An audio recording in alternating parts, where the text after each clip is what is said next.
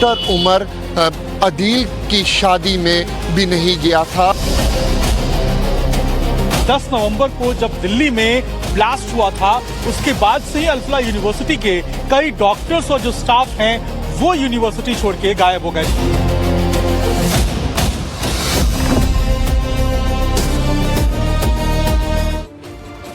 नमस्कार, स्वागत है आपका। मैं आपके साथ अनुराग सिंह। बुलेटिन की शुरुआत इस वक्त की बड़ी खबर के साथ। दिल्ली ब्लास्ट से जुड़ी इस वक्त की सबसे बड़ी खबर मैं आपको बताने जा रहा हूं। 12 दिन बाद अब तक का सबसे बड़ा खुलासा हो रहा है। व्हाइट कॉलर टेरर मॉड्यूल पर अब तक की सबसे सनसनीखेज खबर।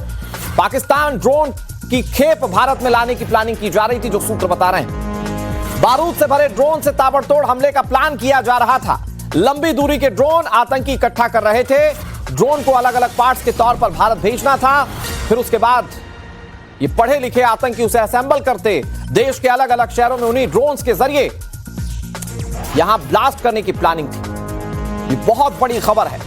दिल्ली ब्लास्ट पर लगातार जांच एजेंसीज जांच कर रही हैं और जांच एजेंसीज जब इस पर कार्रवाई कर रही हैं, जांच आगे बढ़ा रही हैं, जब सारे तार जुड़ते जा रहे हैं, तो यह बात निकलकर सामने आई कि पाकिस्तानी ड्रोन्स की खेप यहां पर लाए जाने की तैयारी थी। ये लॉन्ग रेंज वाले ड्रोन्स की खेप यहां पर आनी थी, जिसके जरिए आतंकी लॉजिस्टिक्स इकट्ठा किए जाते। उसके बाद जब उसे असेंबल किया जाता तो यहां पर देश के अलग अलग हिस्सों को दहलाने की साजिश थी। जो सूत्र बता रहे हैं, तकरीबन 32 ऐसे पॉइंट्स आतंकियों ने चिन्हित किए थे जहां पर ये ब्लास्ट करते।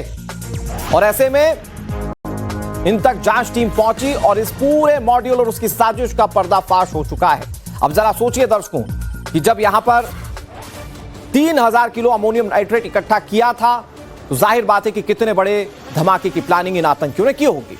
लेकिन व्हाइट कॉलर टेरर मॉड्यूल से देश एक बात तो बिल्कुल क्लियर कट समझ चुका है कि देश के पढ़े लिखे आतंकी टेक्नोफाइट यानी कि तकनीक का इस्तेमाल आतंक में करने की फिराक में थे। जांच एजेंसीज के सूत्रों के हवाले से जो जानकारी सामने आई, उसके जरिए यह पता चला कि पाकिस्तानी हैंडलर्स लॉन्ग रेंज के ड्रोन की खेप भारत में पहुंचाने की फिराक में थे। ये वो ड्रोन्स होते जो 10 किलो से ज्यादा के वजन को कम्यूट या उठाने में सक्षम थे। ड्रोन्स को अलग अलग पार्ट्स के तौर पर भारत भेजने की तैयारी चल रही थी। इन ड्रोन्स को भेजने का मकसद बहुत ज्यादा खौफनाक था। आतंकियों की कोशिश ये थी कि इसके जरिए वो विस्फोटक की अलग अलग लॉजिस्टिक भारत में भेजते। और सूत्र ये बता रहे हैं कि इसके लिए आतंकी किसी दूसरे देश के एक्सपोर्ट कंपनी का इस्तेमाल करने वाले थे। आतंकियों का प्लान था कि वो किसी भारतीय इंपोर्ट कंपनी के जरिए ये ड्रोन्स मंगवाते। ये बिल्कुल वैसे ही ड्रोन्स होते जो ड्रोन्स इस समय पाकिस्तान इस्तेमाल करता है ड्रग्स की खेप भिजवाने के लिए। सूत्र यह भी बता रहे हैं कि जब इस तरह से भारत में विस्फोटक के लॉजिस्टिक या सामान इंपोर्ट हो जाते, तो पढ़े लिखे आतंकियों का यह ग्रुप उसे असेंबल करता। और फिर सूत्र यह बता रहे हैं कि यह सबसे बड़ी आतंकी साजिश को अंजाम देने की फिराक में थे। जांच एजेंसीज ने कुछ दिन पहले कश्मीर के संदिग्ध आतंकी जासिर बिलाल वानी उर्फ दानिश को गिरफ्तार किया था। वो सामान्य ड्रोन को रॉकेट हमले के लिए तैयार करने में एक्सपर्ट माना जाता है। दानिश आतंकी नेटवर्क से जुड़े अन्य लोगों को भी इसकी ट्रेनिंग देने वाला था। मतलब ये जो दानिश इस वक्त जो आप टीवी स्क्रीन पर जासिर बिलाल वानी यानी कि दानिश को जो आप देख रहे हैं, ये ड्रोन से विस्फोटक बनाने का एक्सपर्ट था और ये दूसरे लोगों को भी वैसी ट्रेनिंग दे रहा था। उसी ने ऐसे ड्रोन रॉकेट हमलों की साजिश का सुराग दिया था। और उसके बाद यह बात निकलकर सामने आई है कि कितनी बड़ी साजिश ड्रोन्स के जरिए किए जाने की कोशिश थी। आपको याद होगा कि हमास ने किस मॉड्यूल के साथ इजराइल के अंदर हमला किया था, और यह मॉड्यूल तकरीबन वैसा ही मिलता हुआ दिख रहा है। जरा सोचिए दर्शकों, 3000 किलो अमोनियम नाइट्रेट यानी कि विस्फोटक का पकड़ा जाना, और फिर उसके बाद यह साजिश वाली बात निकलकर सामने आना कि ड्रोन्स के जरिए ब्लास्ट की प्लानिंग थी। जरा सोचिए कि देश में कितनी बड़ी तबाही लाने की कोशिश की जा रही थी। अभिषेक हमारे सहयोगी ज्यादा जानकारी के साथ जुड़ गए। अभिषेक, हैरान करने वाली खबर और परेशान करने वाली देशवासियों को खबर कि देश के अंदर बैठे हुए ये सफेद पोश व्हाइट टेरर मॉड्यूल के ये सारे आतंकी देश के अंदर एक इतनी बड़ी प्लानिंग कर रहे थे ड्रोन्स के माध्यम से, और ये पाकिस्तान का साथ लेकर भारत के अंदर ड्रोन ब्लास्ट की प्लानिंग कर रहे थे। क्या जानकारी आपके पास इसको लेकर? देखिए, बिल्कुल पाकिस्तान जिस तरीके से भारत के अंदर, भारत के बॉर्डर्स पे विशेष रूप से बात करें तो जो हथियार और जो ड्रग्स सप्लाई करता है, जिन ड्रोन्स का इस्तेमाल करता है, बिल्कुल उन्हीं ड्रोन्स को भारत के अंदर भेजने के फिराक में थे ये। और पाकिस्तानी हैंडलर्स जो थे उन्होंने तय किया हुआ था कि छोटे छोटे पोर्शंस में, यानी टुकड़ों में वो ड्रोन्स के पार्ट को भारत में भेजेंगे। उसके बाद जो ये व्हाइट कॉलर टेरर मॉड्यूल के जो तमाम ये एक्टिविस्ट थे, ये जो पूरे टेररिस्ट थे, ये उनको एक तरीके से इकट्ठा करने के बाद उसी तरीके से जिस तरीके से 10 केजी तक की मारक क्षमता और 10 केजी तक की जो पेलोड की कैपेसिटी वाला जो ड्रोन है, जिससे पाकिस्तान जो इस्तेमाल करता है भारत में जो ड्रग्स और हथियार सप्लाई करने के लिए, उसको तैयार करना इनका मकसद था। और उसके बाद जो ये एक्सप्लोजिव्स ये बनाने की तैयारी में लगे हुए थे, जिस 3000 किलो लगभग जो अमोनियम नाइट्रेट है उसको जो इन्होंने असेंबल किया था, जो छिपा के रखे थे, जो लैब से अल-फलाह यूनिवर्सिटी से जो केमिकल स्टोरी किए जाते थे, इन सबसे जो एक्सप्लोजिव बनना था उसका इस्तेमाल ये ड्रोन में करते और उसके बाद पेलोड लगाकर ये एक बड़े विस्फोट की पूरी तैयारी में थे, प्लानिंग थी इनकी। लेकिन इससे पहले कि वो अपने मंसूबों में अंजाम को दे पाते, उससे पहले जो एजेंसियां हैं वो इनके मंसूबों को नापाक करती है और पकड़ लेती है। और लगातार जो जांच है वो इस पूरे मामले में अब शुरू हो गई है। एनआईए इस पूरे मामले की जांच कर रही है। अगर बात करें तो कल हमने देखा था कि जो भारत पाकिस्तान बॉर्डर है वहां से दिल्ली पुलिस की क्राइम ब्रांच ने भी जो पाकिस्तानी ड्रोन्स ने जो हथियार गिराए थे उनको बरामद किया था। ऐसे में जो लगातार कोशिश पाकिस्तान और पाकिस्तान के जो हैंडलर्स थे उनके तरफ से की जा रही थी भारत में इन ड्रोन्स के सप्लाई को लेकर, ये बात एकदम समझ में आती है कि ये आतंकी जो थे वो हर भरसक कोशिश कर रहे थे कि भारत में कैसे भी ब्लास्ट करवाया जाए। अमोनियम नाइट्रेट इकट्ठा कर लिया था, पाकिस्तान से मदद ले रहे थे। इनके मनी ट्रेल की जांच की ही जा रही है क्योंकि खबर यह आ रही थी कि पिछले कुछ सालों में इन्होंने तकरीबन 40 करोड़ का ट्रांजैक्शन किया है। मतलब हर संभव कोशिश ये कर रहे थे ताकि ब्लास्ट कर पाए। सुरक्षा एजेंसी उससे पहले इन तक पहुंची, लेकिन अभी भी उम्मीद की जा रही है कि बहुत सारे खुलासे होना बाकी है। इस पर बात करेंगे अभिषेक आपसे, आप बने रहिए हमारे साथ। लेकिन 10 नवंबर 2025 सोमवार के दिन देश की राजधानी दिल्ली शाम 6:52 पर दहल उठती है। बहुत बड़ा धमाका होता है और सब कुछ तहस नहस लाल किले के सामने हो जाता है। इस ब्लास्ट के बाद जो जांच में खुलासे हो रहे हैं वो किसी बड़े धमाके से कम नहीं है। आज जो हम आपके सामने खुलासा लेकर आ रहे हैं वो आपको चिंता में और हैरत में डाल देगा। वो आपको सोचने पर मजबूर कर देगा कि एक डॉक्टर जिसका धर्म किसी की जान बचाना होता है, वो डॉक्टर आतंक का पोस्टर बॉय बनना चाहता था। उसके जहन में आतंक की सिर्फ 2 तस्वीर थी, एक तस्वीर बुरहान वानी की और दूसरा जाकिर मूसा की। लेकिन उमर यह भूल गया था कि आतंक के उसके ये दोनों आइडल, दोनों पोस्टर बॉय सुरक्षा बलों की गोलियों के सामने बिल्कुल तहस नहस हो गए। उन्हें उनके अंजाम यानी कि जहन्नुम तक पहुंचा दिया गया और फिर जिसकी तरह वो बनना चाहता था उमर, उसका भी अंजाम ठीक वैसा ही हुआ। रिपोर्ट आप देखिए।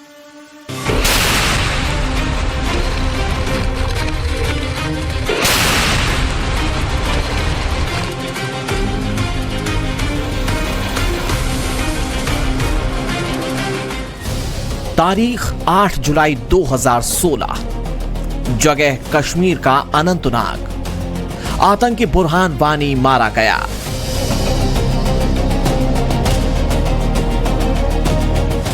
तारीख 23 मई 2019, जगह कश्मीर का त्राल। आतंकी जाकिर मूसा मारा गया।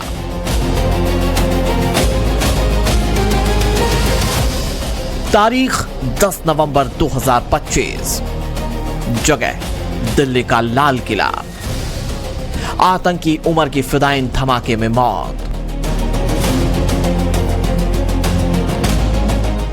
9 साल पहले बुरहान वानी मरा, 6 साल पहले मूसा कब्र में गया और 2 सप्ताह पहले उमर खुद के जिस्म पर बांधे बारूद से खाक हो गया।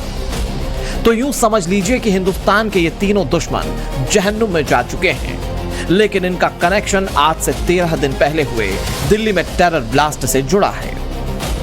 आतंकी उमर नबी मोहम्मद, जिसने लाल किले पर सुसाइड बॉम्बर बनकर 15 लोगों की जान ले ली, लेकिन आतंकी उमर के मंसूबे इससे भी ज्यादा खौफनाक और खतरनाक थे, क्योंकि आतंकी उमर का मकसद था हिजबुल मुजाहिदीन का कुख्यात कमांडर आतंकी बुरहान वानी और जाकिर मूसा जैसा बनना। यही नहीं, वो खुद को आतंकी जाकिर मूसा का सक्सेसर यानी कि उत्तराधिकारी भी समझने लगा था। और आतंकी संगठन अंसार उल गजवाए हिंद का कमांडर बनना चाहता था। सूत्रों से मिली जानकारी के मुताबिक डॉक्टर उमर बुरहान वानी और जाकिर मूसा को अपना आदर्श मानता था। ये दोनों वही आतंकी कमांडर हैं जो कश्मीर घाटी में सोशल मीडिया के जरिए युवाओं को आतंक की राह पर धकेलने के प्रयास करते थे। हालांकि अब दोनों आतंकी कमांडरों को सुरक्षा बलों ने जहन्नम में पहुंचा दिया है, लेकिन इन सब के बीच सूत्रों से मिली जानकारी के मुताबिक डॉक्टर उमर पूरी तरीके से जाकिर मूसा को अपना आइडल मानता था और उसी के संगठन का कमांडर बनना चाहता था, जिसका नाम अंसारुल गजवाए हिंद बताया जा रहा है। साल 2017 में अंसार गजवत उल हिंद को कश्मीर घाटी में जाकिर मूसा ने ही शुरू किया था। यह आतंकी संगठन अलकायदा से जुड़ा था।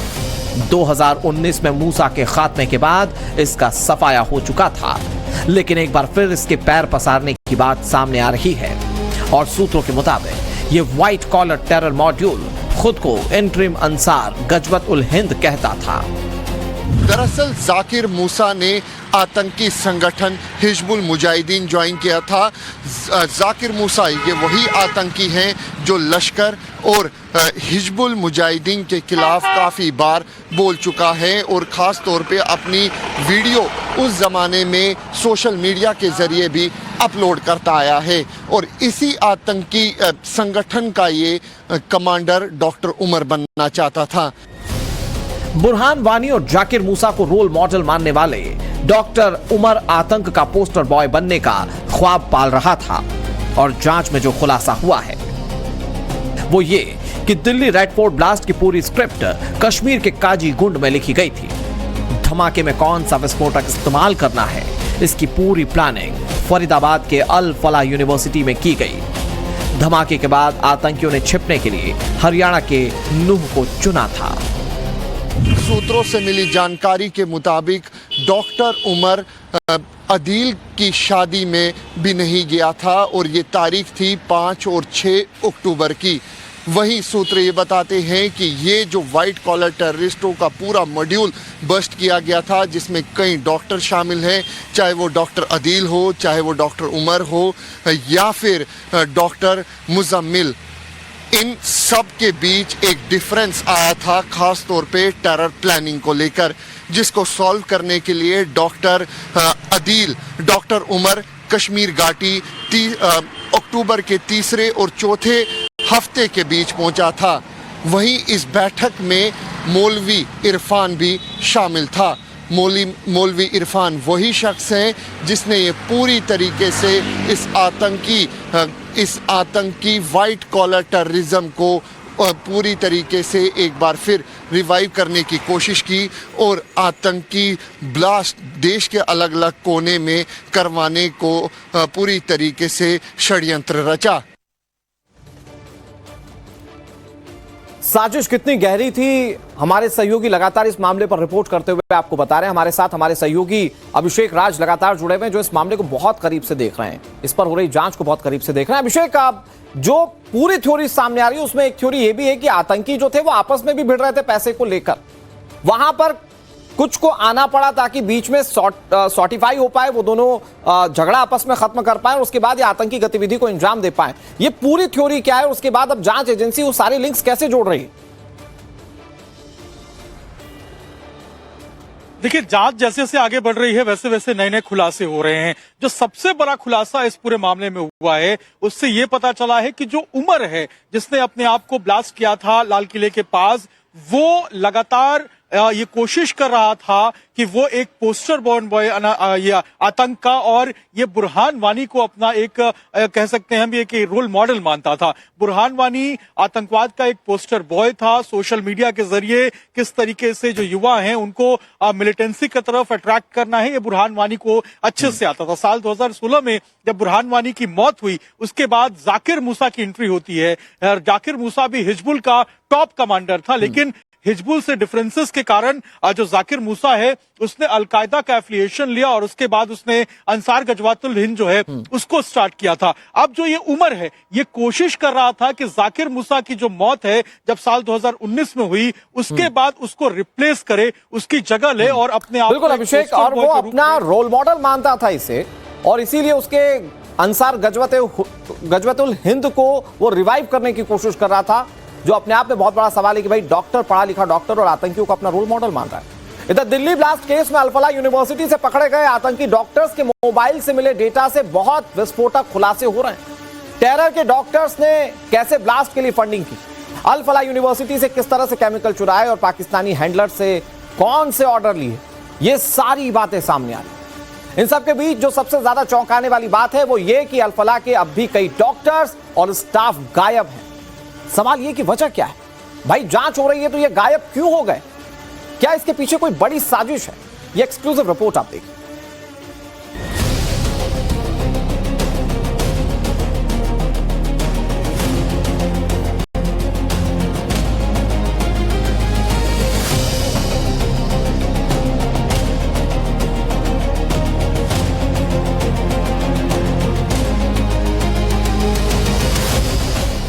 अल-फलाह के कई डॉक्टर अभी कहां गायब हैं?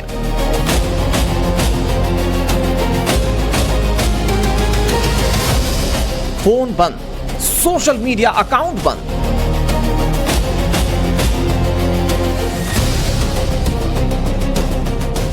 दस नवंबर के बाद से अल-फलाह के कई स्टाफ अंडरग्राउंड।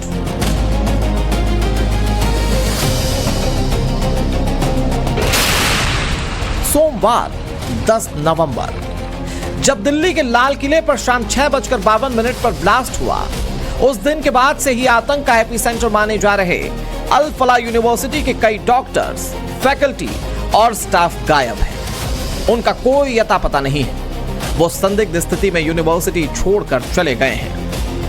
अल-फलाह यूनिवर्सिटी और फरीदाबाद टेरर मॉड्यूल की जांच जैसे जैसे आगे बढ़ रही है वैसे वैसे नए नए खुलासे हो रहे हैं।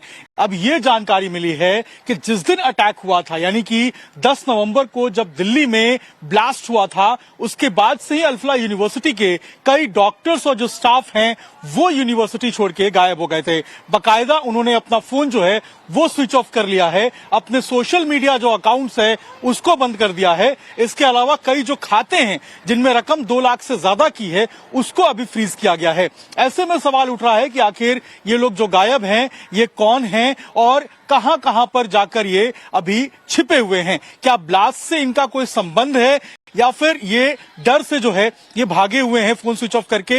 ये एक बड़ा सवाल है, लेकिन एजेंसियां हर एक पहलू पे, हर एक बिंदु पे जांच कर रही है, क्योंकि जिस तरीके से ब्लास्ट के बाद इनके गायब होने की जो सूचना है वो मिली है वो अपने आप में कई सारे सवाल खड़े करता है। दिल्ली ब्लास्ट की जांच के सेंटर में है अल-फलाह। यहां से हर रोज चौंकाने वाले खुलासे हो रहे हैं। जब सुरक्षा एजेंसीज ने यहां के स्टाफ से पूछताछ की तो 12 से ज्यादा स्टाफ के बयान अलग अलग थे, उनमें कॉन्ट्रोडिक्शन था। पूछताछ में ये बयान मेल नहीं खा रहे थे। ऐसे में जांच एजेंसीज ने कई फंड ट्रेल के साथ साथ कर्मचारियों के कॉल लॉग और चैट हिस्ट्री की जांच तेज कर दी। सुरक्षा एजेंसीज के मुताबिक फरीदाबाद मॉड्यूल के व्हाइट कॉलर टेरर ग्रुप ने यूनिवर्सिटी को बेस बनाकर पहला प्रोफेशनल वुमेन टेरर नेटवर्क खड़ा करने की योजना बनाई थी। डॉक्टर शाहीन सईद को इसका हेड बनाया गया था। इसके तहत विमेन स्टूडेंट्स का ब्रेन वॉश कर आईईडी असेंबली, रेकी और सुसाइड अटैक के लिए तैयार करना था। उधर डॉक्टर मुजम्मिल अल-फलाह मस्जिद के इमाम मोहम्मद इश्तियाक के साथ मीटिंग कर कट्टरता फैलाने की साजिश रच रहा था। मोहम्मद इश्तियाक वही है जिसने डॉक्टर मुजम्मिल को कमरा किराए पर दिया था और उस कमरे से 3000 किलो से ज्यादा का विस्फोटक बरामद हुआ था। एक तरफ उमर कश्मीर के अंदर मीटिंग कर रहा था, उसी तरफ जो दूसरी तरफ जो है वो अल-फलाह यूनिवर्सिटी के पास जो मस्जिद है जहां से इश्तियाक को, जो कि मौलाना था अल-फलाह मस्जिद का, उसको गिरफ्तार किया था, वहां पर मुजम्मिल जो है वो मीटिंग कर रहा था, ऐसी जानकारी मिली है। अब ये मीटिंग, कौन कौन लोग इस मीटिंग में शामिल थे, किस तरीके की ये मीटिंग थी, इस बात की जांच जो एजेंसियां हैं वो करते हुए अभी नजर आ रही हैं। लेकिन एक तरफ जहां कश्मीर के अंदर उमर मीटिंग कर रहा था इरफान के साथ, वहीं दूसरी तरफ जो मुजम्मिल है वो अल्फला यूनिवर्सिटी के पास इश्तियाक जो मौलाना है उसके साथ मीटिंग कर रहा था। प्लानिंग क्या थी, मंशा क्या थी, ये तो जांच के बाद पता चल पाएगा।